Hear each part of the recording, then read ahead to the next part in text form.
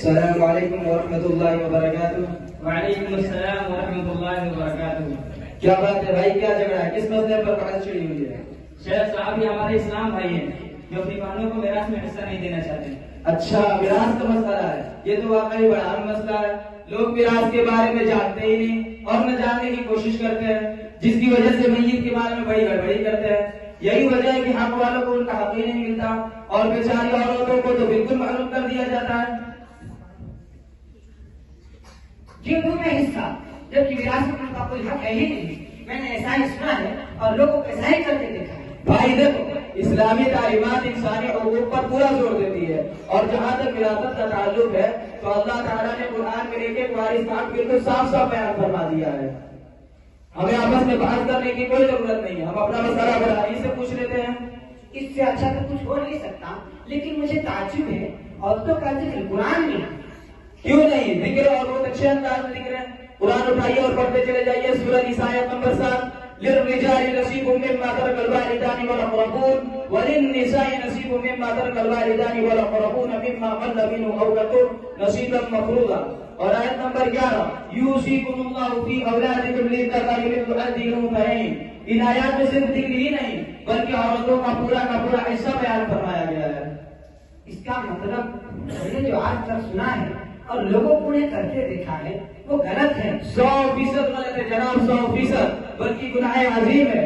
कुरान ऐसे लोगों से सख्त तरीन अल्फाज में मुखातब होता है। इन्नल लज़ीना यअकुलूना अमवालल यतामा ज़ुल्मन इन्नमा यअकुलूना फी बुतूनिहिम नारा व सयस्लौना सईरा। फरमाया जो लोग जालिमाना तरीके से यतीमों का माल खा जाते हैं वो सिर्फ और सिर्फ अपने पेटों में जहन्नम की आग भर रहे हैं और वो अनकरीब जहन्नुम की आग में डाले जाएंगे। लेकिन उसके बावजूद हमारे समाज में मिरास तकसीम करने का रिवाज ही नहीं। बाप मर जाता है तो बेटे सारे माल पर कब्जा जमा लेते हैं। न बीवियों को उनका हक मिलता है, न माओ को, न बहनों को और न छोटे बच्चों को। और मुफ्ती साहब के पास फतवा लेने वो भाई पहुंचता जो कमजोर होता है, जिसके कुछ भी याद नहीं आता, और जो कारोबारी होता है वो इस फतवे को मानने से साफ साफ इनकार कर देता है जो उसके खिलाफ हो। न जाने ये जुल्म हमारे समाज में कब से चला आ रहा है। और मजीद हैरत तो तब होती है जब मिरास का मुतालबा करने वाली हमारी बहनों को या कहकर खामोश कर दिया जाता है कि अब्बा ने जो तुम्हारी शादी में जहेज तैयार किया था उससे तुम्हारा हिस्सा खत्म हो गया। लानत ऐसे भाइयों पर जो एहसान करके जताए बहनों का हक मार जाए। याद रखें, बाप अपने जीते जी जो माल अपनी औलाद को लेता है, कम हो या ज्यादा, वो सब का सब हदिया होता है, उसका विरासत में कोई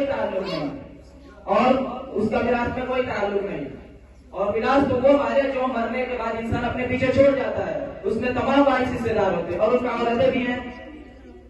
अल्लाह बचाए ऐसे भाइयों से जो अपनी बहनों को जब वो विरासत में हिस्सा मांगती हैं तो कहते हैं भाई चाहिए या माल। अस्तगफिरुल्लाह, शर्म नहीं आती ऐसे भाइयों को भाई कहने पर? कान खोल कर सुन लीजिए, क़यामत के दिन अगर किसी की एक चवन्नी भी किसी के जिम्मे निकल आई तो उस चवन्नी के बदले उसको 700 मकबूल नमाज़ें देनी पड़ेगी। वाकई ये तो दिल दहला देने वाली बड़ी है शेख साहब। हम आपके शुक्रगुजार हैं कि आपने कुरान और हदीस का निचोड़ हमारे सामने अच्छी तरह रख दिया है। हम अच्छी तरह समझ गए हैं कि माओ, बहनों और बेटियों को मिरास में हिस्सा देना कितना जरूरी है। हमें अपने किए पर बहुत पछतावा हो रहा है। लेकिन शेख साहब एक बात और बता दीजिए, जिन लोगों ने वारिसों का हक दिया ही नहीं, अब उन्हें क्या करना होगा? क्या करना होगा? उन्हें हिसाब लगाकर सारे हकदारों के हक अदा करने होंगे, वरना वो सजा भुगतने के लिए तैयार हैं, क्योंकि वो बंदों का है और बंदों का अल्लाह ताला किसी सूरत में माफ नहीं फरमाएंगे। अफसोस कि न जाने हम कितने की हालत में पड़े हुए थे। लोग न जाने कितने माओ और बहनों के हक दबाए हुए हैं। मुझे भी बहुत अफसोस हो रहा है शायद साहब, अल्लाह आप हज़रात को जज़ा खैर दे।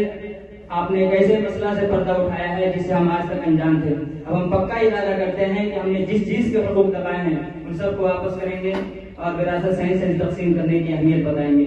अस्सलाम वालेकुम वरहमतुल्लाहि वबरकातुहू। वालेकुम अस्सलाम वरहमतुल्लाहि वबरकातुहू।